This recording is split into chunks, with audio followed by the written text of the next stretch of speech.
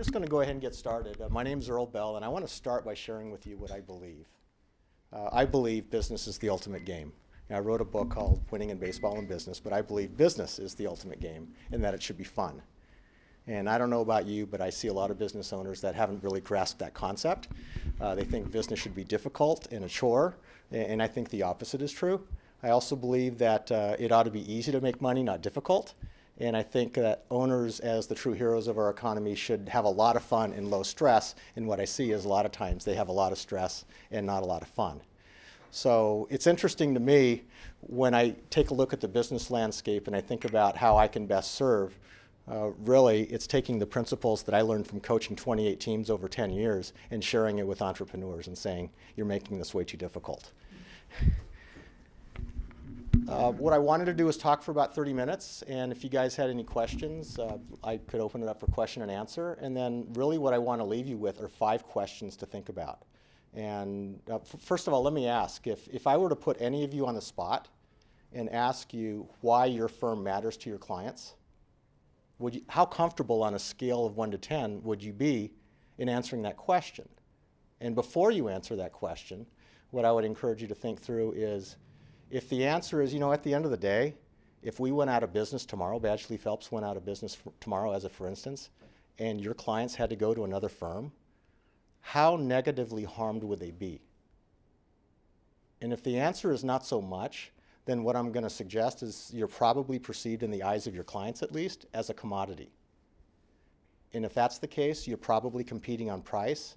And if your incomes are fine, your personal incomes, what I'm suggesting to you is they could be higher and your margins could be higher if you could find a way to deepen the connection and the value that your clients perceive. Because when they perceive the value, they're willing to pay the price.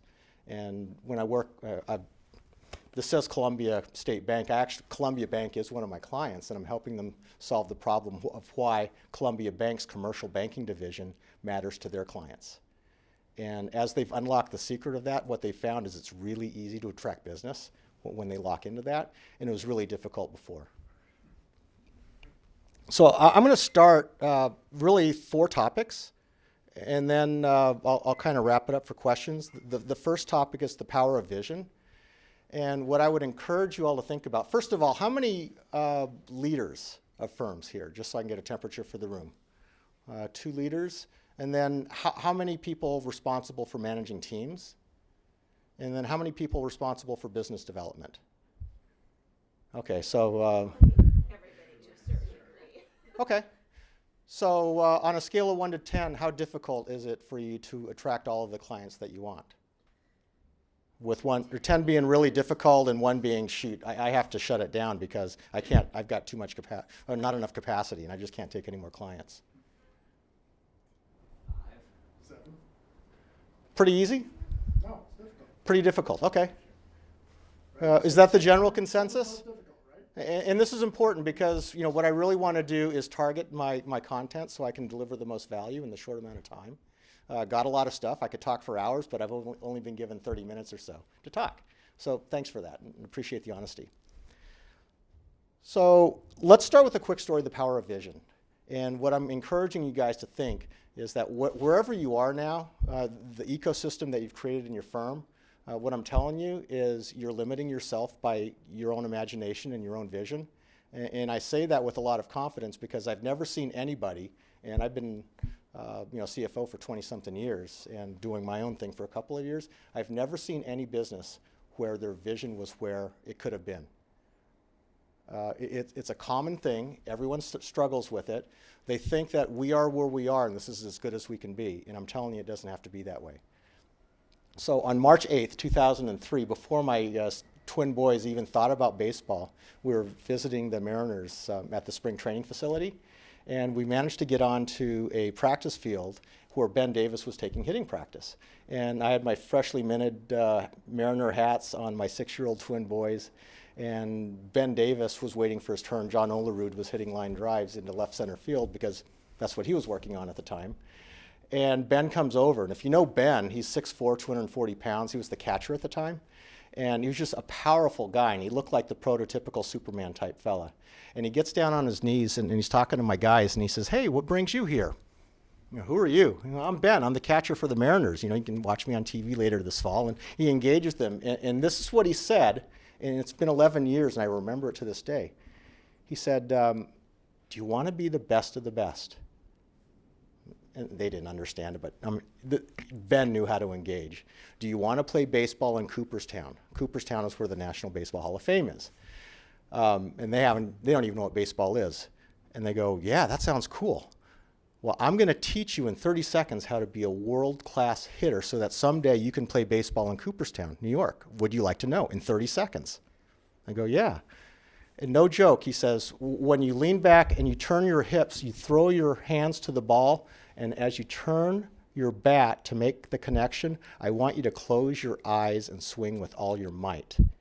It works for me every time. And he gives me a little wink, like, pulling one over. But the guys were hooked.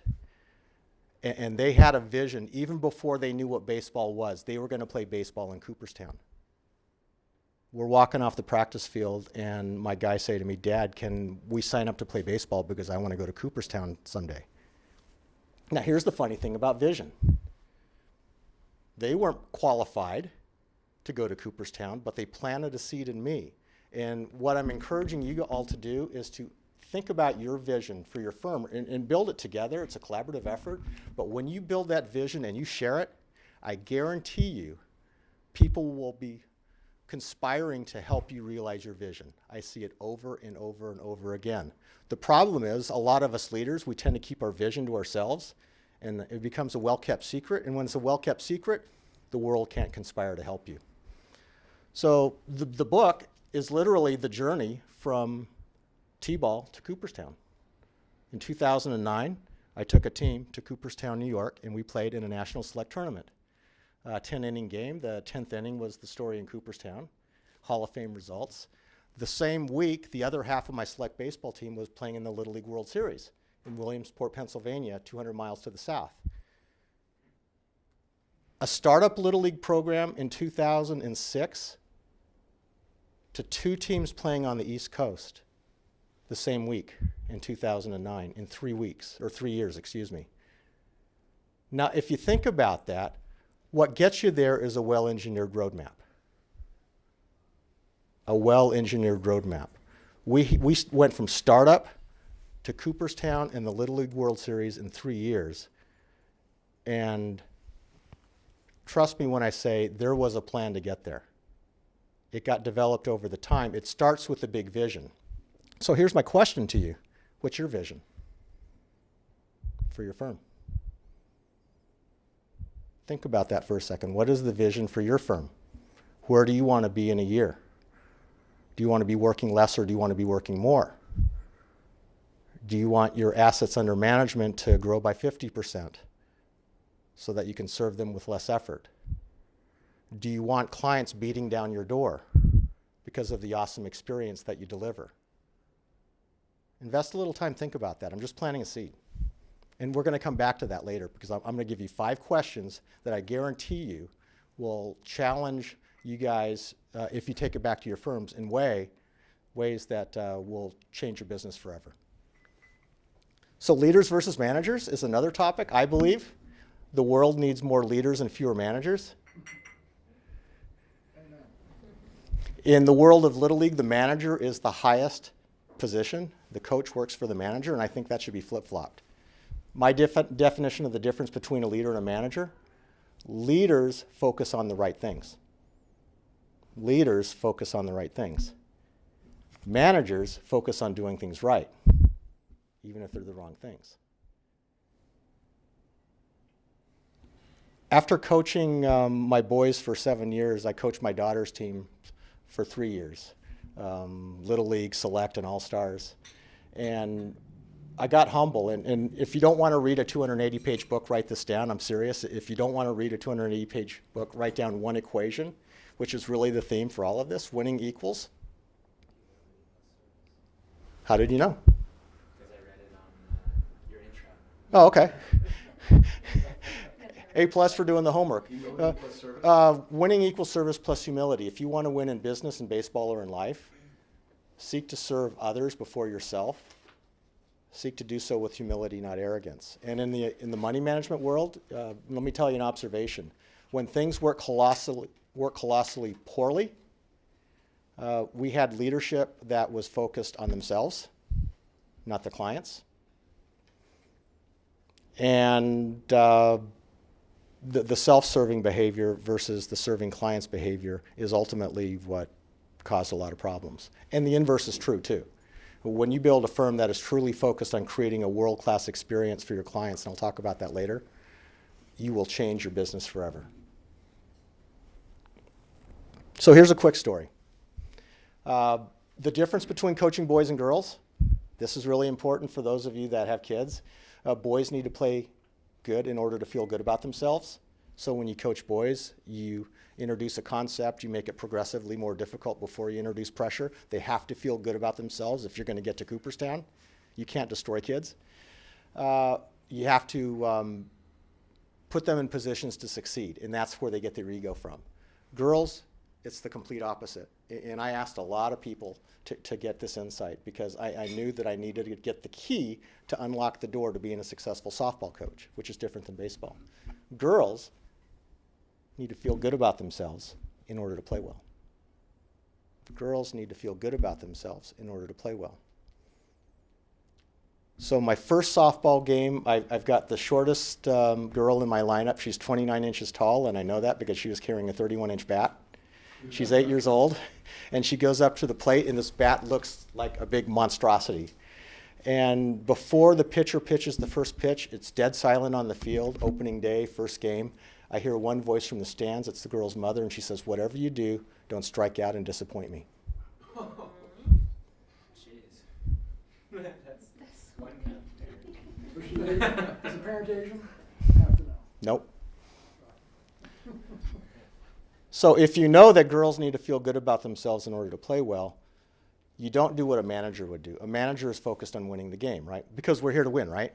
No, we're here to build self-esteem and confidence and develop little girls to become young women, right? That's why we're there. And winning is an outcome from doing the right things.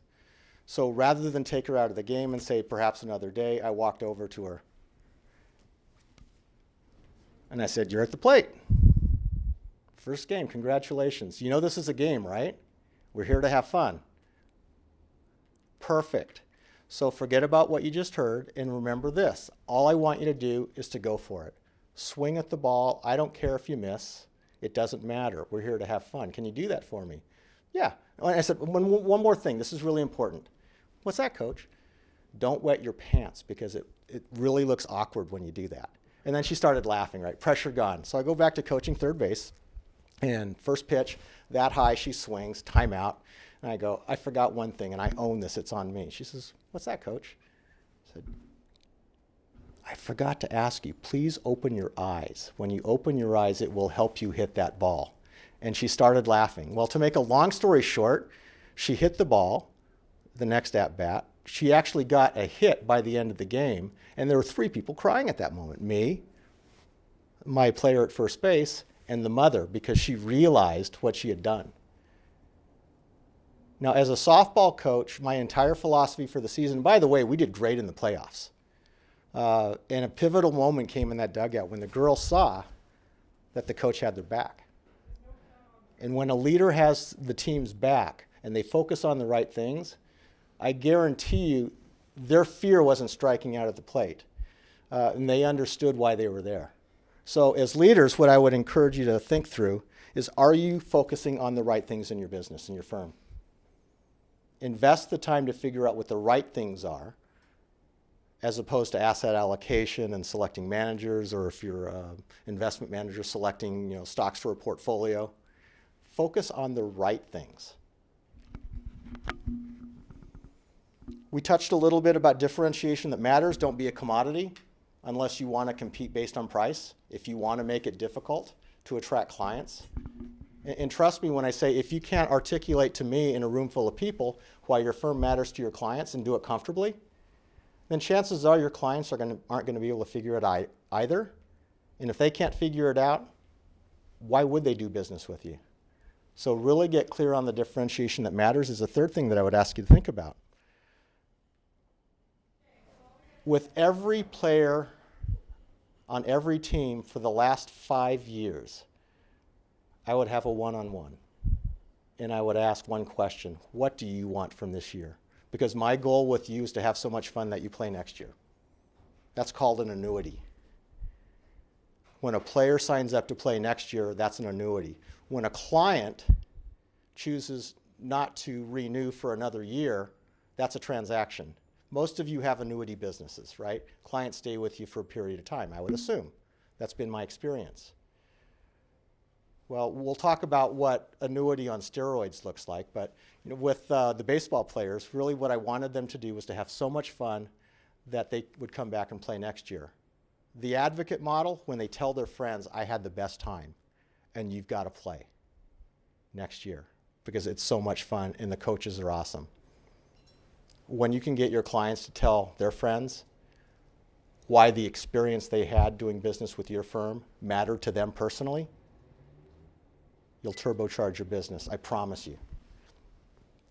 So I had this player, Henry, he was 8 years old, and I think he was even the only person on Mercer Island who was smaller than this 29-inch girl. And he was uncoordinated, not much of an athlete, but I love this kid because he never gave up. And one of the things that I teach is indomitable spirit, desire to win and compete. Okay if you lose, but we don't give up on ourselves. And this kid showed up to every practice. He played every game with a smile on his face, and he hadn't gotten a hit. And he told me, Coach, my goal for the year is I want to be a hero. I want to be a hero. Didn't get a hit. He kept showing up. He never gave up, always had a smile on his face.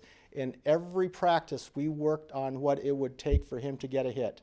And lo and behold, in the playoffs, we were down by 1 run, 2 outs, loaded bases, and Henry comes up to the plate, and the outfielders scooch into the infield because they're all friends. They know Henry can't hit the ball to save his life. And lo and behold, he cranked one over the left fielder's head and 2 runs scored, and he was a hero for that moment. For Henry, Little League mattered because his coach believed in him, never gave up. He understood the power of never giving up. And that was the experience that I delivered, right? When you think about what you guys do, there's emotional and logical. Logical is what most of you focus on. And I imagine when most of you talk about the work that you do, you all kind of sound the same. If I were to take this mic and take you one at a time into a closet and ask you to record what it is that you do, and I would play the video or the audio 7 times over, it would probably sound pretty similar. And it's because most of you tend to focus on the logical. The logical is what I taught Henry, how to catch a ball, how to throw a ball, how to hit a ball, how to run the bases, how to steal. He was good at walking because he was really short. Couldn't hit the ball to save his life until the end. The experience of what I delivered is what made him tell 3 friends, you got to play baseball next year. And next spring when I saw him, he said, hey, I can't remember their names, but they signed up because of the experience I had. That's differentiation that matters. Again, I'm going to ask you to think about this. Why does your firm matter to your clients? I'm going to say this over and over and over again because that's really the theme. If you all want to win in the game of business, in the world of what you do, stop focusing on yourself so much and start focusing more on the experience that you deliver to your clients. Can I ask you a quick question? Yeah, sure. So that's a question I've always struggled with in the investment management business because there's such a clear measurable in terms of performance delivered to if it's institutional clients or if it's individual clients. Alpha, you mean? Alpha, Yeah. And repeatable. Yeah. So that's one way that you can obviously differentiate yourself amongst your clients. Mm-hmm. That is ephemeral if you're a money manager. Yeah. So I am assuming, how many manage institutional money? And then how many manage private client money? The client experience is more important to the individual. Mm-hmm. When you're talking about institutional investors that hire consultants, you got to deliver the alpha, mm-hmm. right? And then when you think about the formula for unlocking the secret to really doing that, it's the strength of the team. I don't know if you've ever worked with a jerk. With a jerk in your firm. Isn't it amazing what a jerk will do to the atmosphere, the culture of an organization? Friend of mine, Ron Elgin, I don't know if you know Ron, he had an advertising agency for 30 years, and we're having lunch at the Capitol Grill, and he said, hey, this has been great. We haven't even talked about business. It was the first time we had met.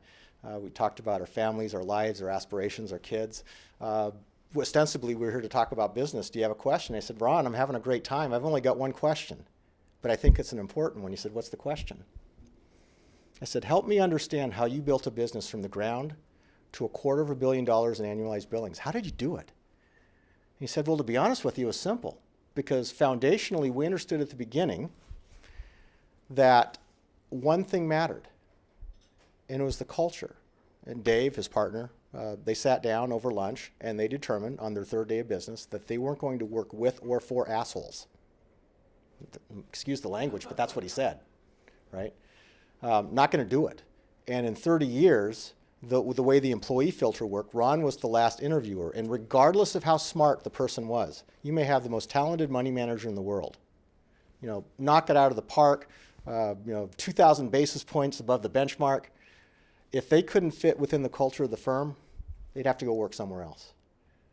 He made 3 exceptions in 30 years on the client side. 3 clients. He knew it would be difficult, but he needed to make payroll in the early years. So he made the exception, and man, it was tough. But it was a conscious decision to go through a little pain. And that general principle served them well.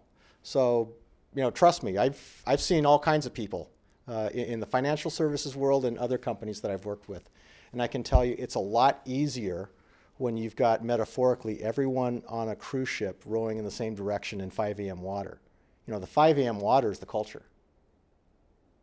5 p.m. water, that's choppy culture. And if you're trying to get from here to there, do you want 5 a.m. or 5 p.m. water, number one? Number two, do you want 8 people in a boat all doing the same thing, rowing in the same direction, each with a different job complementing the other? Or do you want a couple of people who are there really with the intent of turning the boat over? Again, if you're trying to get from where you are to where you're going, I think intuitively you know which is going to work better. Does that answer your question, sort of? I think so. So just understanding the right culture and then making sure the culture is connected Yeah. with clients. If you and I sat down for an hour and you said, I manage $10 billion of institutional money and these are my challenges, we'd have a conversation focused on that. I'm trying in 30 minutes to give as much value as I can to a dispersed group of people. Maybe we can chat offline if you'd be interested. Yeah, no, I think that was helpful. Okay, good. So creating advocates is best. Relationships is the starting point. I don't think anybody here is in the transaction business, which means you do a lousy job with your clients and a year later they're gone. If that were the case, you probably wouldn't be here today listening to me. So if you think about a pyramid, you're probably at the top level of the pyramid in terms of what I call the Hall of Fame success formula. It's called the promise strategy. And essentially, all of you are good at keeping your promises. Otherwise, you wouldn't build trust and you wouldn't have a relationship, right? So, go right up to the relationship level. For the most part, you have clients that stay with you. I'm guessing the good firms, 97% retention, I'm guessing. And you pretty much have an annuity. So the trick then is to grow clients. And I'm guessing most of you kind of struggle with that. So you may grow your assets by 3% to take place of the 3% that you lost through loss of clients for whatever reason. And then you let the market ride your boat. That's what a lot of people do. If you want to turbocharge your business, and I know of a firm that is actually doing this locally, it took them 5 years to get there. They're getting their clients to proactively tell others why their firm matters to them. And the business development work is getting easier and easier. It's essentially what I'm doing with Columbia Bank. Their commercial banking team rocks it. They didn't know how to talk about why they rock to the referral partners and to their prospective clients. And once they unlock the secret of understanding the emotional triggers that were based on fact, then it became easier and easier and easier to attract clients. So what I would offer to you is, if you want to solve the puzzle of making more money with less effort, figure out how to turn your clients into advocates. Or you can read the book, chapter 10, 10th inning. So let's talk about the wow factor. This guy amazes me. His name's Lou Prosciutti, and in 1952, I think it was, his dad and his granddad went to the National Baseball Hall of Fame. And his grandfather said to his dad and him, wouldn't it be great if every kid had an opportunity to play baseball in Cooperstown that wanted to? And he took his grandfather's dream, created Cooperstown Dreams Park, 22 baseball fields on a complex, 1,500 kids and 120 coaches show up every week. And I did the math. They're open during the summer. It's a $25 million business with zero advertising. And it's like the Willy Wonka golden ticket. You beg to get a slot in this tournament with no advertising. Are you kidding me? It's a summer business. And then he lives in North Carolina. And once he figured out how to mint money at Cooperstown, he's doing it in Florida, and he's got a couple of guys doing it, I think, near Chicago, St. Louis, in the Midwest. And he did it because he got the kids to talk about the world-class experience. Now, when I took my team to Cooperstown, I had two rules. One, everyone gets to say they pitched in Cooperstown. So even if you're not a pitcher, you're going to pitch because it's about the experience. And B, we're going to give it our all, right? And in our second to last game, the kids were down by 5 runs going into their last at-bats, and I told them, and they didn't want to play. They wanted to go swimming in the lake. And I said, remember this experience. Never forget this experience. It can end this inning if you want, or we can play another game if you want. And at the end of the day, they found a way to win that game because in that moment they decided they superseded what they wanted, swimming in the lake, to the team, and they didn't want to let their teammates down. And the lesson I learned in that moment was if you can create a culture at work where your employee's biggest fear is letting down the team, oh my God, are you kidding me? You're going to rock it. What I find in a lot of businesses, 2 surveys bear this out, Gallup Institute and Puget Sound Business Journal, 70% of employees are disengaged at work. And of that 70%, 1/3 are actively disengaged, meaning they're out to torpedo you. National and local. That's pretty scary stuff. As a firm, if you want to rock it in the business world, imagine if you could take the actively disengaged and help them be successful at another firm, and then find a way to take the disengaged and get them actively engaged where their biggest fear is letting down their teammates. So Steve and the kid that I'm thinking about that hit the game-winning hit, I saw him at QFC about 3 months ago. It's been almost 4 years, and he gives me a high five, and he says, "Coach, great to see you. Wasn't it great in Cooperstown? I tell all my friends about Cooperstown. Wasn't that awesome?" And I thought, oh my God. There are 15,000 kids all over the country doing this to their friends, and that's why this guy is minting money. And that's when it really locked on to me. And I started thinking about my 20-year business career, and when we really, really rocked it was when we got our clients and customers in other businesses to talk about why we mattered. It was a big deal.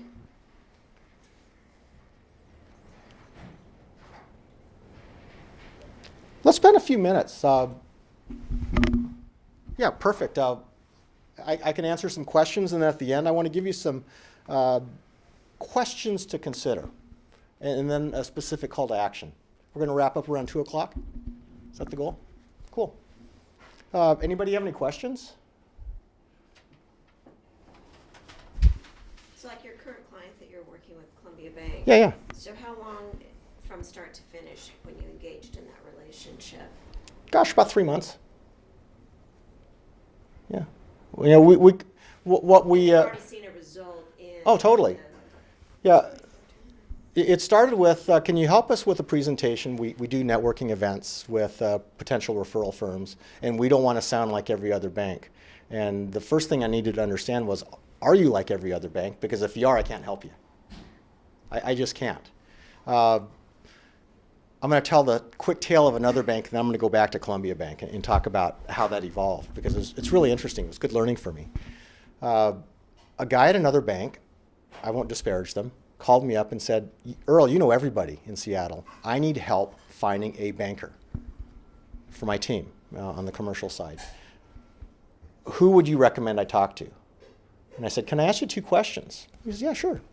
First one, help me understand the culture. Help me understand what type of person would be successful on your team. Because we all know great athletes can ruin a team if they don't belong on that team. And he struggled with that.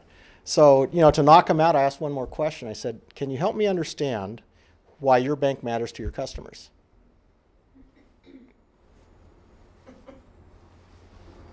To 15. And what he said astonished me. He said, to be honest with you, we're a commodity. We're like everyone else. And I go to myself, I read the papers and I know where you're struggling. Because if that's what you believe, that's what your customers believe. And I can't help a bank like that. So back to Columbia, they have great stories. They have 80 clients, 80 customers. After 9 years, 79 are still with them. Their businesses were transformed. Their businesses are better as a result of doing business with Columbia Bank, having them be their commercial lender. And when you listen to them tell their stories in a way that will make you cry, you will understand why they matter.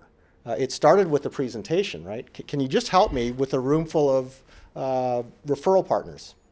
And that's where it started. But then what we discovered was when they were out meeting with prospective clients, they became clients just like that because they were able to engage in a way that got them quickly over the, do I know, like, and trust you, and wow, you can really help.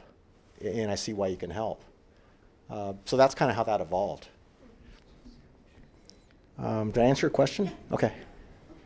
If you have a team that is, or a few members that are disengaged, what's your advice on kind of turning the wheel on re-engaging and getting them back to where they don't want to disappoint you or disappoint the team? Okay, so I'm going to be on I'm the nicest guy in the world end of the spectrum, and then I'm going to bring it over to reality, okay? I had this kid, Robert, on one of my teams. And mind you, when you sign up for Little League Baseball, you're in it. Parents paid the money. He's there. Nothing I can do about it. He's the only kid I ever had where he said, Coach, I just don't want to be here. And at the end of the day, what we discovered through some mutual conversation was finding a way to make him want to be there.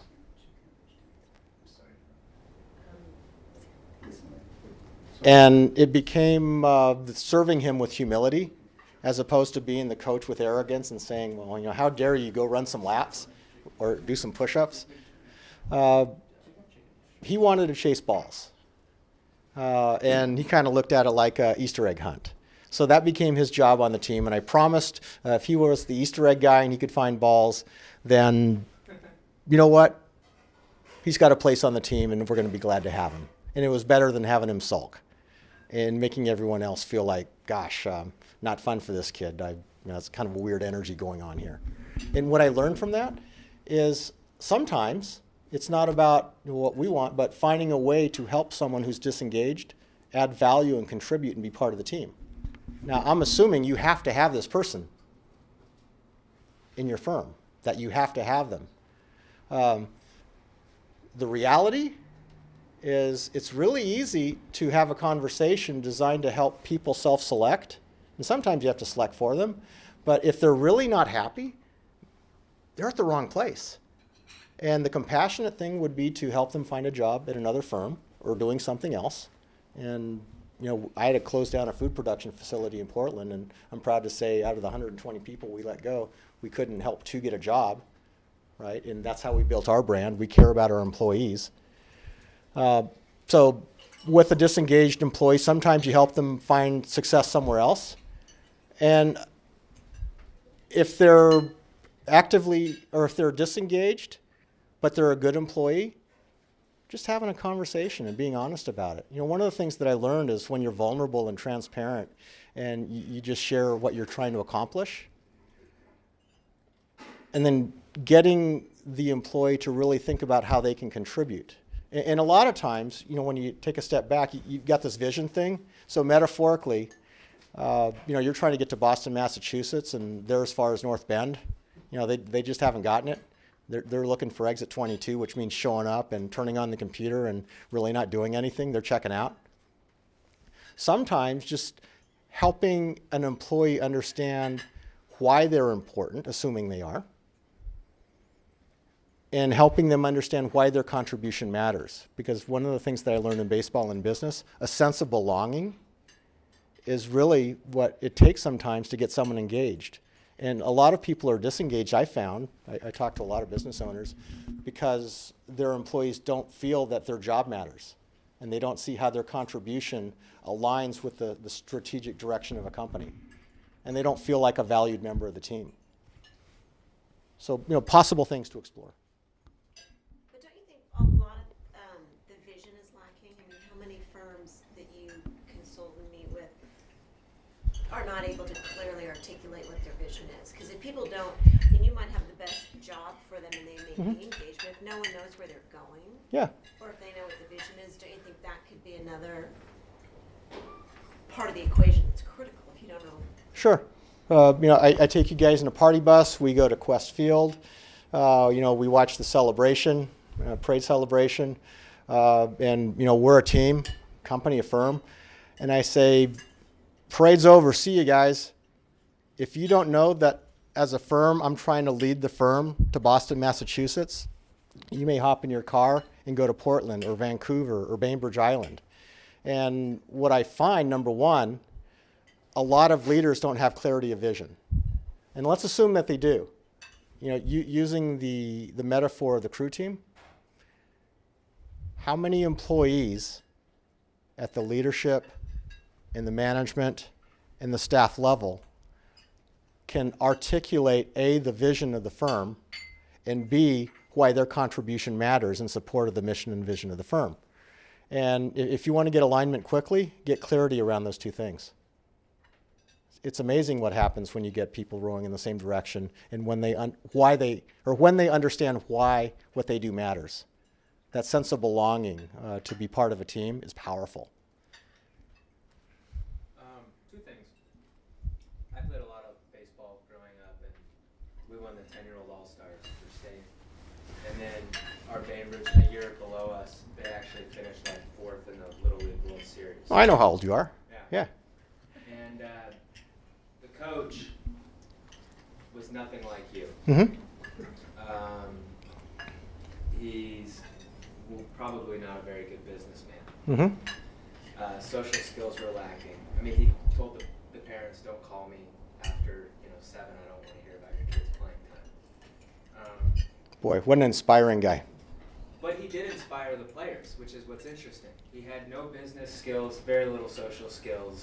I mean, I don't think you'd want to talk to him on the street, really, if you didn't know him. But he could identify with the players, and he gained the players' trust. And I can't help but think of all these coaches that are like that. I mean, I don't think Lou Piniella, his winning strategy was having a bunch of humility, or Jim Leland, guys that are, the top of what they do. Yep. So how do you kind of reconcile that? Because I've read a lot of books, that are like, just give. Mm-hmm. It's all about humility and service. Yep. So how do you kind of reconcile guys that they might do that with their family? It might, humility might make them feel good going to bed. Yep. But they don't bring that kind of stuff in the workplace. And I'm at work, and I'm not around a bunch of people that are very humble all the time. Yeah. And It's hard in your business. I don't see how that's really. I don't see the potential for a bunch of humility to I don't see how that would really empower me. Yep. So is this more of are these skills that you kind of need, are these more directed for smaller businesses maybe where you're dealing with clients? Because I'm at a bigger firm. Yep. And What firm are you with? Russell. Okay. And Russell's vision, I kind of know the vision, but for what I do and for what my manager thinks I'm doing, and if I'm doing a good job on that, Yep. he doesn't care about my vision Yep. for the company. And those kind of things don't immediately play into what I do. Yep. So kind of maybe talk to me a little bit about, if you're at a bigger company, how does that kind of fit into this equation here? Because Sure. At least like a Jim Harbaugh. a young guy like me having a vision for the company isn't going to do anything for me or the company. Yeah, well, I think what matters is the leader's vision for the firm, and then getting people that work for the leader that buy into the vision Right. and understand how their contribution helps move the vision forward in the direction that it needs to go. Generationally, I think there's a huge problem. The old style, the Lou Piniella style, I call it demand and control. I demand, I control, you do what I say. Exactly. And I think that worked with the baby boomers, right? But when you, yeah, but when you think about the millennials going, through Gen X, and you go to the millennials, they're not buying that. Generationally, there's a huge problem. So, just acknowledging that, I think, is one thing that leaders today have to do, because what got them, Jim Collins thing, what got you here won't get you there. Just because you can tell a 50-year-old, I'm 50, this is the way it's got to be, it's not going to work with a 30-year-old or a 20-year-old. It just isn't. And the problem over time gets more problematic, not less. I think the model that works best going forward is more of a delegate and coach. And at the end of the day, I would want to empower you to lead your team, manage your strategy or whatever it is that you're doing. And I'd want to make sure that you had all of the tools that you needed to succeed. And if you ever got adrift, I would expect, part of the bargain, the trust between us is you're going to say, I'm kind of adrift and I need some help, right? And coach me through it, coach me up. I think with larger institutions, it's, quite frankly, not so much getting clients to proactively say good things to others, because the model's different in the institutional world. And if I was speaking to a group of institutional investors, I wouldn't have come with this. I would have come with something else. It would have been more about team. How do you build highly functioning teams, and how do you make sure that you attract the best and they never leave? As an example, Dave Ramsey has a wonderful organization in Tennessee. In his early years, because he was growing, he'd hire a bunch of people and then he'd have to fire a bunch of people because he had a horrible screening process. Now he hires one person out of 200 applicants. He hires one person out of 200 applicants. But the thing is, when they come on board, they never leave, right? And if I wanted to build, if I were the CEO of Russell, one of the things that I would want to do is build a team where I got the best and brightest because I could afford to do it. And I'd create a culture where, people actually like showing up every day. And I don't know what it's like, but let's assume everyone doesn't like showing up. Well, get people that really like showing up, who are really smart, that never leave, and inspire them to do better and better and better. I mean, that's the approach I would take. There is no one size fits all. And I guess when I walked in to here, I assumed that most everyone in the room would have private wealth clients. So I kind of targeted my content in that direction. So I think it's an interesting question. I used to work for Morgan Stanley on the East Coast. Yeah. And a very large institutional money management firm. Yep. And there was definitely a vision from up top. But Mhm. I think when you have a couple thousand people, it gets lost as it filters down within the organization. And so I think the question is, when you're on a specific team working for the organization and we're managing money for an institutional client, Yeah. does our own team have its own vision and its own culture, and how do we assimilate them with a larger firm and still feel like we're team players and doing what's in the best interest of the organization, still doing the best interest of the clients, Right. minimizing as many conflicts as possible? Say you had an international equity team and 5 on the team and 2 were miserable to work with. I imagine it would be very tough. A, to make decisions, B, to get consensus, C, make decisions, and 4, ultimately function, right? I have to run. Yeah. Thank you so much. Oh, very welcome. But on the other hand, imagine you have 5 and you thrive, right? Yeah, boss told me. Demand and control. Fear and intimidation. You guys familiar with the theory of adaptive leadership? Ron Heifetz and Marty Linsky, they teach leadership at Harvard. And the principle of adaptive leadership kind of goes like this. Every system works exactly as it's designed to work to produce the results that you get. And if you don't like the results, you have to change the system. And in your world, that's people. And that's process. And if you don't like the results that you're getting, You have to change the way your system works. And if you're unwilling to do that, you're going to continue to get the same results. Is this at all helpful? Yeah, cool. Ready for some questions? I'll give you some questions. We're not going to have time to work through any of them, but I think they're the right questions. You know, getting back to the leadership versus management, I think asking the right questions is really important. Number one, if you want to write them down, define your compelling business purpose. Does anybody need paper? Yes.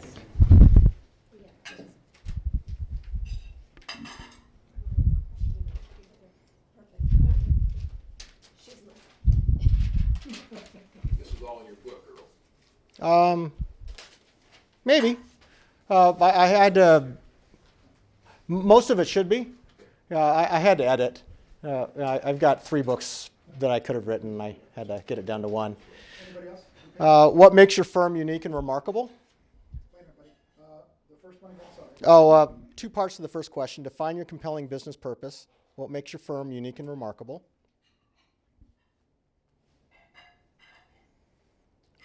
What do you want others, the second question, what do you want others to say about your firm?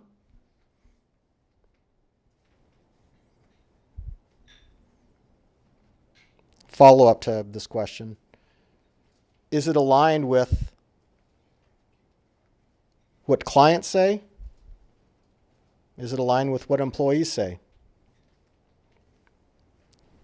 What needs to happen in order to build alignment?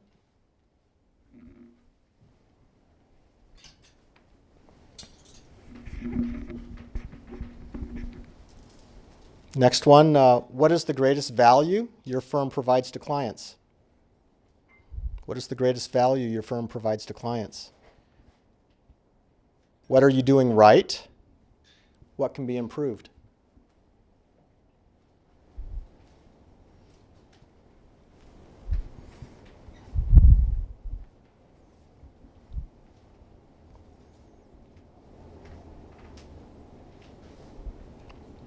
And then the last question, what would it mean to you and your firm if more clients and referral sources became your advocates?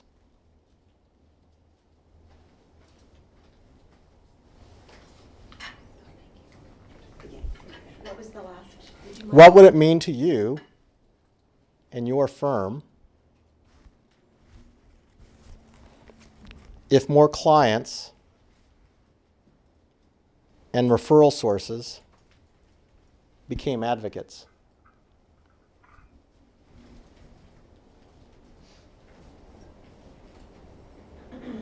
There's an adult learning theory that if you actually write this stuff down, it sticks. I could have made copies. I chose not to because I wanted you guys to write it down. That's how I am. I type, and I'm shortchanging myself, right? But I'm like you. I've got an iPad, and that's how I keep But track. writing, Yeah, the writing. I mean, there's science that proves it out. Yeah, I know. Yeah. We used to have professors have, you could bring 1-page notes in for the exam. So everybody would write, and then by the time the exam comes, you don't even need your notes. Exactly. There were stories about Mozart that he would write down notes and then he would throw them away. Oh, really? And someone asked him, why do you always throw away your notes? How are you going to remember anything? He said, by writing it down, that's how I remember them. Yep. That's how I thought. Amazing. So here's my call to action. Raise your hand if you are willing to invest the time today to tackle one of these questions.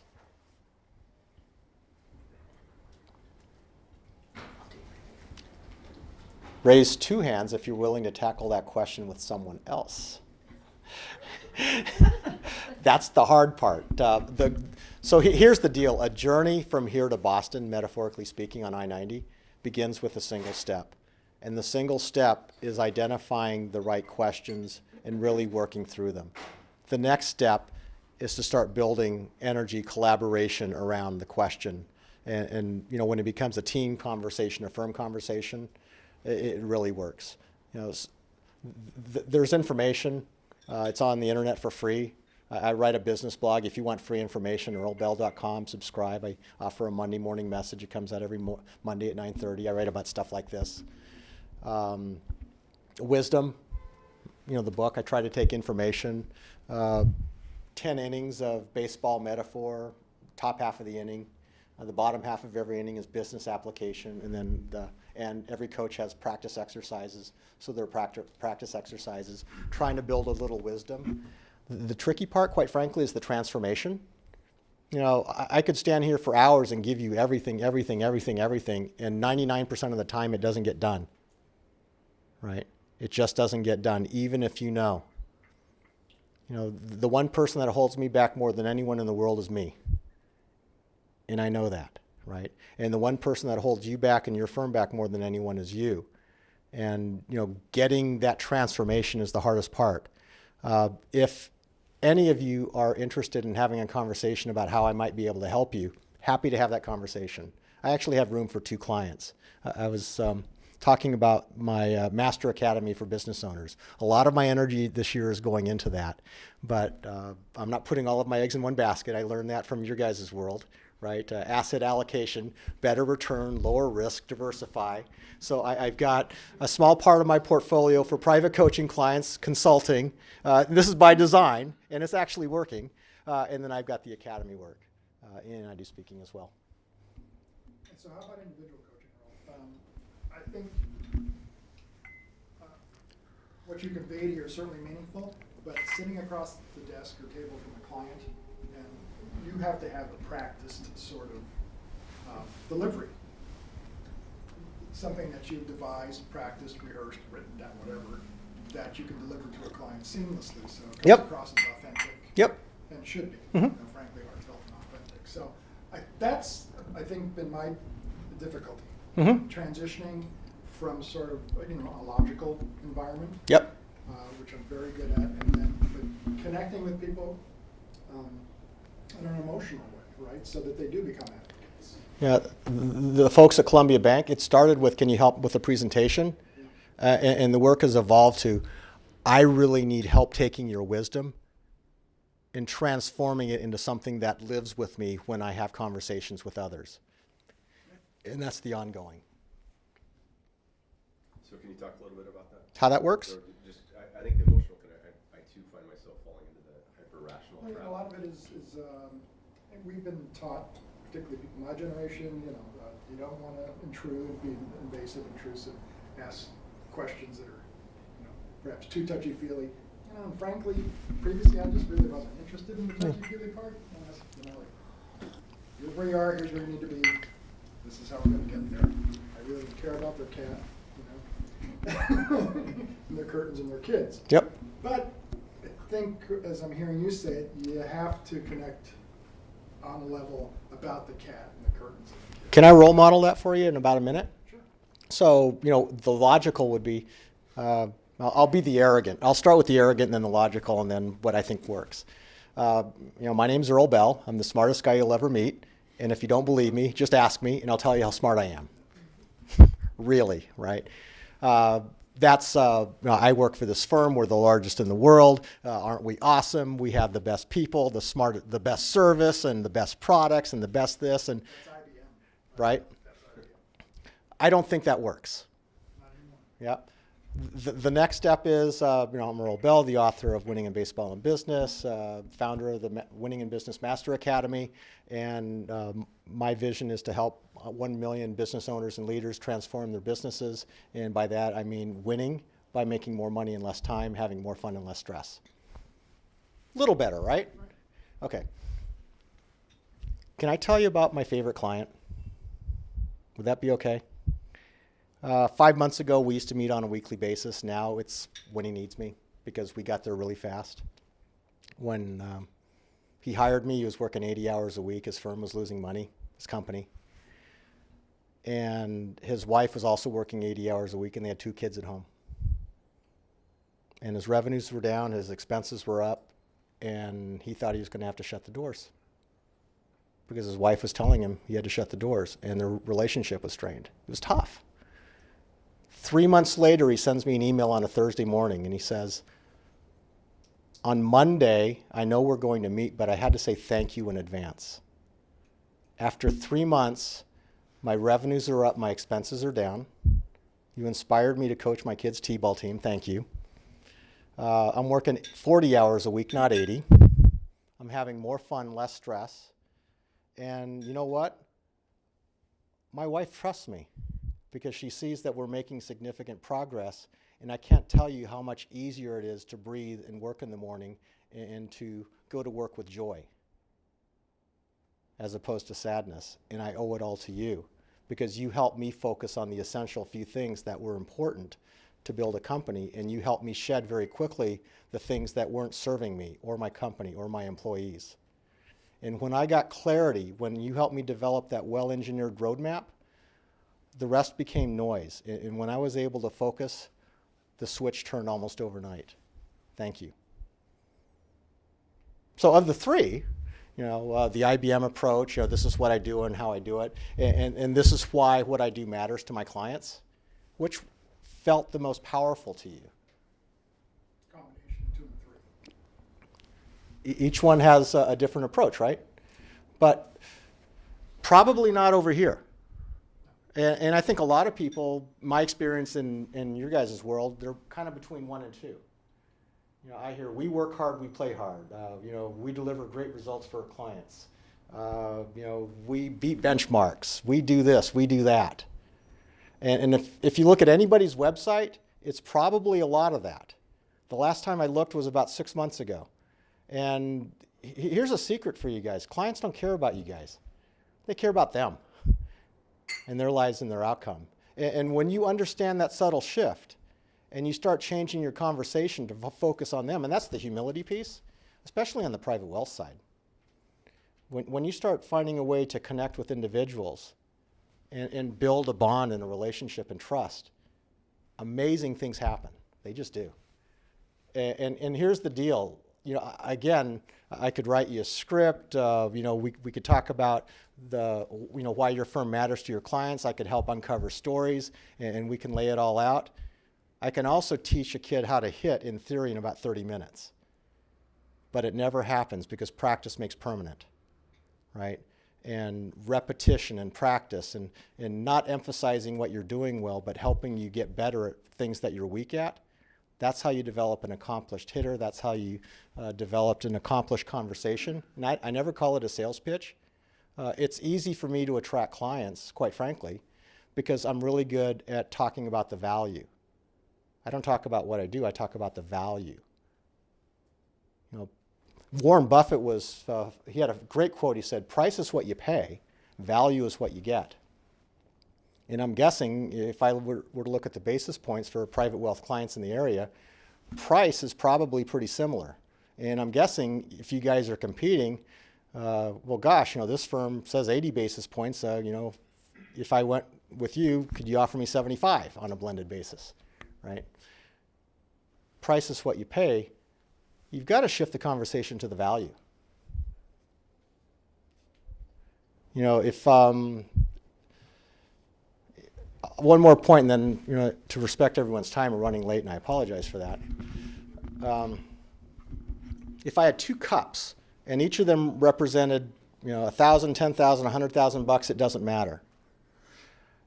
And I said that cup of water costs $1,000. What you would say, cost? I'm trying to cut costs, and you want me to buy something that costs $1,000? No, I'm looking for $500 or $400 or nothing. That's how the price conversation goes, or the cost conversation. The value is the investment. If I offered you a $100,000 investment, and I could guarantee you, if you executed on the plan, a return $500,000 to $1 million, would you do it? And the answer is, yeah. Can I do it 5 days a week? Because that sounds great.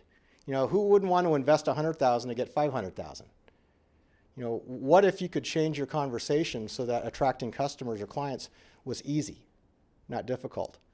On the other hand, if you're having a conversation with a client and you lead with, we're great and we're 80 basis points, that's tough.